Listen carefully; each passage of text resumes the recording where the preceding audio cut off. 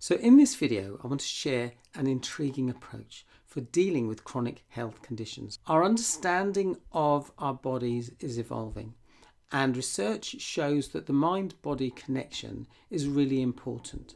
And this research helps us understand the importance of our emotions and the need to trust and explore that connection and the way we approach symptoms. Doctors diagnose certain conditions, and it's important to get a diagnosis, but what you do about that diagnosis is where the mind-body approaches may differ to what the doctor is saying. So consider that there are two types of illness. First of all, there's a malfunction or disease. So diabetes is an example of that. What's interesting about diabetes is the approach of medical professionals is very different often to a more integrated approach. So the second type of illness is where there might be a mind-body component. So even though I've been working with people with these conditions for the last 18 years, a few years ago I came across an approach called the Mind-Body Reconnect. It was created by a woman called Claire Caldwell. I was so intrigued by this approach that I decided I needed to learn more about it. So Claire worked with a doctor who understood the importance of the mind-body connection. Claire talks about the fact we've got two intelligences. First of all, we've got our emotional brain and we've got our thinking brain. When our emotional brain and thinking brain work together well as a team, then the result is energy, health and well-being. The emotional brain takes information from our heart, our gut and parts of the brain, the more primitive parts of the brain. And the emotional brain has two roles. Number one, to ensure that you're safe. And the second is to ensure that you're fulfilled, that you're using your gifts, skills, qualities and talents well, that you're surrounding yourself with people who support you. And the job of the emotional brain is to identify whether you're meeting your needs or not. So the emotional brain is constantly assessing in every moment, is what you're doing, is what you're thinking of doing, is it good for you, is it safe for you? The emotional brain accesses memories and real-time experience to assess what's going on, asking those questions, is this good, is this safe? And it will generate authentic emotions. The emotional brain generates this authentic emotion and it arises before thought, okay? We're often taught to disregard our authentic emotions. However, authentic emotions are really important. They're a message from the body. If something feels good, the job of the thinking brain is to make a note of that. This feels good, I must do more of this in the right amount. If something doesn't feel good, then the emotional brain is not saying don't do this or this situation is bad. It's just saying there's something about this situation that isn't good for me in some way. And this is where the thinking brain kicks in. As I say, the emotional brain and thinking brain work as a team. So our job is to get curious. We need to ask, what is it I need to understand? What action do I need to take? So we need to make sure we listen well to our emotional brain. We take constructive action. And when we do that, the emotional brain stops sending negative emotions. It sends positive energy and positive emotions, and we feel good.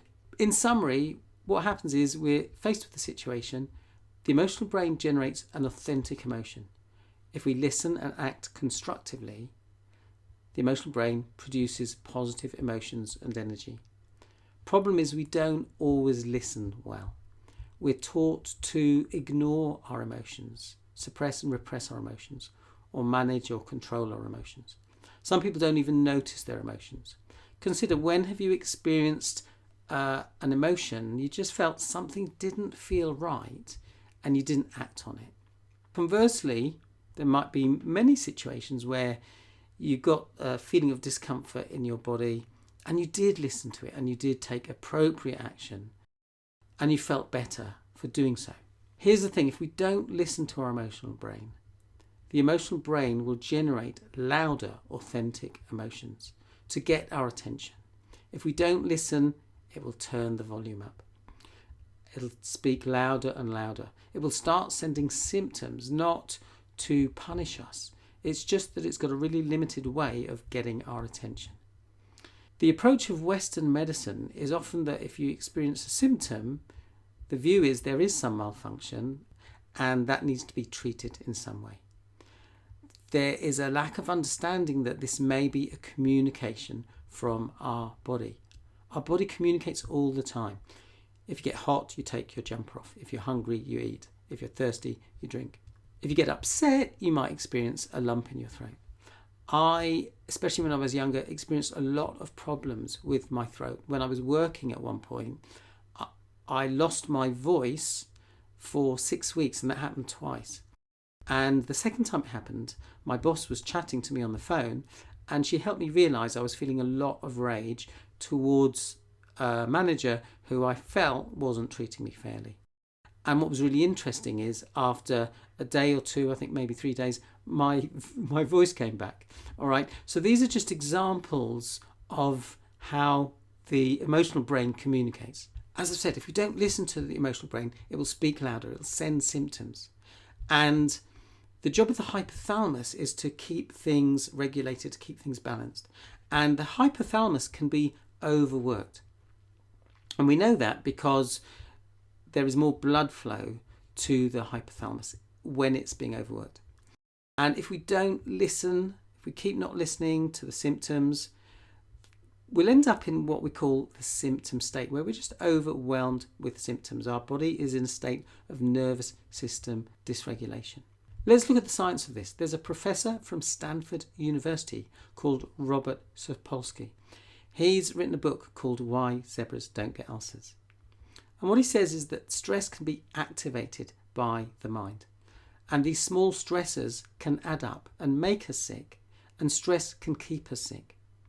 And they can have a massive impact on really important key functions. So for example, number one, our energy production is suppressed. So imagine you're using your energy, but you're not replacing it. You're going to get into an energy overdraft. Your body is going to pay for using up all your energy. Second thing that happens is our capacity for deep, refreshing, restorative sleep is depressed. And that means the body's not doing important repair work. So we don't wake up ready to go. Okay, the body doesn't deal with toxins. And so often people say, oh, I feel this all over malaise. This is part of the reason. It affects our digestion. We don't digest food properly. And that impairs energy production further and also impairs the important repair work. Also, the immune system isn't working properly. So we're more prone to getting viruses, etc. According to research, we're 3 times more likely to get a cold if our immune system is suppressed as a result of stress. And it also affects our capacity for clever, creative thinking, which is why we tend to be more reactive when we are in a state of stress. We're more likely to, if we experience a setback, to catastrophize and chastise ourselves because we're not thinking in that rational way. So I've talked about the emotional brain and the thinking brain. The thinking brain actually has 2 parts to it. There's the problem solver part. This is the part that listens to the emotional brain and takes appropriate action. Then there's also the part that I call the problem creator. This is the part of us that can overthink, overanalyze, worry. Before I had ME, I was a worrier. I worried what people thought. I worried, was I interesting enough if I went out for a social event? I was worrying about, oh, did I say something that upset someone? These ways of thinking, overthinking, overanalyzing, worrying can result in behaviours, people-pleasing, perfectionism, overachieving, controlling behaviours, avoidant behaviours. These are all attempts to get love and approval. Consider that whatever we practice, we get good at. The good news is that we can learn to be rubbish at those limiting patterns and great at life-affirming patterns. So I used to be a worrier. I learned how not to be great at that. So we really need to reframe the way we think about symptoms and emotions and unpleasant sensations. As I've said, the emotional brain is sending a message, and our job is to listen to the emotional brain, to respond appropriately. Then the emotional brain will stop sending those signals. If you think about it, when we were young, we were faced with situations where we didn't get our needs met. That caused us stress because intuitively we knew that in that moment we didn't feel safe, we didn't feel loved, even if it was unintentional. And that set up a pattern that repeats itself. So your emotional brain is paying attention. Are you meeting your needs? And if not, it will send a signal. And our job is to respond as quickly as possible. And then the emotional brain doesn't need to generate more emotions, sensations and symptoms. Sometimes we might experience a symptom even when you've learned how to really listen to your emotional brain. And your job is to just say, okay, what did I miss? Many of us are highly sensitive people. That is a gift, but we need to know how to manage it. And we do this by getting really good at learning to listen to our emotional brain. Because as I've said before, your emotional brain wants you to feel safe, wants you to feel fulfilled and happy now. And the power is in the now. We can't change the past. We can change the way we feel about the past, and we can change the way we think about the past. We can't control the future. But again, we can change the way we feel about the future and the way we think about the future. So from listening to this video, you might recognize, you might know already that you have some habits and patterns, some of which are helpful, but some of which don't serve you. Remember, they do have a positive intention. So being a people pleaser, perfectionist, overachiever was just a way of creating safety and love.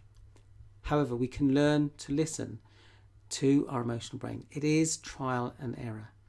So in the Mind-Body Reconnect, you learn tools to help you learn how to get the emotional brain and thinking brain working together. How to access your inner wisdom, which is always there. It's like the blue sky. It is a part of you. You've responded many times in resourceful ways to challenging situations. So we need to learn not to judge ourselves or be hard on ourselves, because we're always doing the best we can. And one of the things Claire says that I really like is making mistakes is how we learn. So there is the opportunity in the now to learn something about our emotional brain, our thinking brain, how they work together to create health and well-being. That's a brief overview of the Mind-Body Reconnect. So I was so intrigued by this approach that I decided to train to be an MBR practitioner. And this has taken my understanding of health challenges like chronic fatigue syndrome, etc., to a whole new level. So if you'd like to have a no obligation, no cost chat to see if the MBR is a good fit for you, then number one, download the MBR explanation, use the link to book a time, and if you decide you want to do the Mind-Body Reconnect, I normally charge £100. For a limited period, I'm charging £75. Often people have between 8 and 12 sessions, some people more, some people less. If your finances are tight, I do offer 2 concessionary places. So if you're ready to have a chat, download the explanation, book a time, and we'll have a chat. If we decide that we're a good fit, we'll start working. If we feel we're not, that's fine. If you do decide to go ahead, in the first session, you will learn a primary tool that people have found to be really helpful and eye-opening. So if you've got any questions, get in touch. Wishing you great health. Thanks for watching. Dare to dream big dreams. Bye for now.